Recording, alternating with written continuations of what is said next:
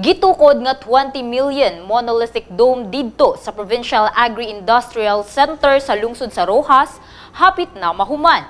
Sayron nato ang dugang detalye sa report ni Lorvie Cabilin.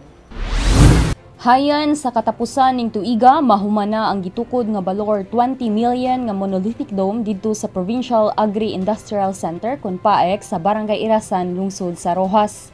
Personal nga gisaksihan ni unang ginang sa probinsya Evelyn Tang Uy kinsa maoy merepresentar ni Governor Roberto Uy uban ni Executive Assistant Joey Bernat ang pagpaburot sa airform sa maong monolithic dome kagahapong adlaw. Gipamahayag sa unang ginang nga swerte ang Zamboanga del Norte kay kini usa ka dakong tabang ilabi na alang sa mga mag-uuma sa Igbo.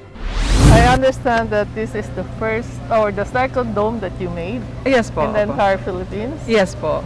We're so lucky to be the second one. Thank you po. And it will really be a help for our farmers. Yes po, because madam. we are aiming for mass production of vegetables. Yes, ma'am. Here in the entire province. Yes po. And this will really help us to for the storage Yes, in po. case that we need to export our production to Yes, po. other parts of the country. Kay baluan nga ang maong pasilidad mauunya ang gamiton nga chilled storage o tipiganan sa mga abot nga utanon sa mga mag-uuma sa Igbo sa tibok probinsya. Nini aduna na unya insaktong kapunduhan sa mga utanon, din kini dili na dali unya mga lata, hinungdan nga dili na mabaligya.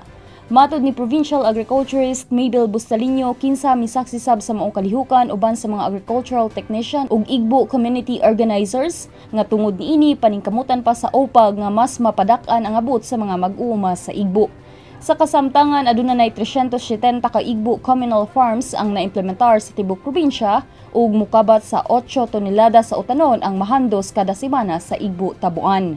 Kay baluan nga ang pag-angkon sa maong kalambuan pinaagi sa tabang sa Department of Agriculture, tipik sa pagpaningkamot sa kagamhanang probinsyal ubos sa liderato ni Governor Uy alang sa pagsuporta sa kaayuhan sa mga mag-uuma sa probinsya. Nasayran nga ang maong monolithic dome din kini ikaduha pa lamang sa tibok nasod o sa ka-disaster-proof ug energy-efficient nga istruktura. Magpabiling updated sa mga pinakaulahing kalambuan ning atong probinsya. I-like ug i-follow ang among Facebook page ug mag-subscribe sa among YouTube channel. Kini ang Egbo Agribalita. Lady Mary Luya alang sa Zamboanga del Norte Provincial News Network. Ang dapig sa kamatuuran, duyog sa kalambuan.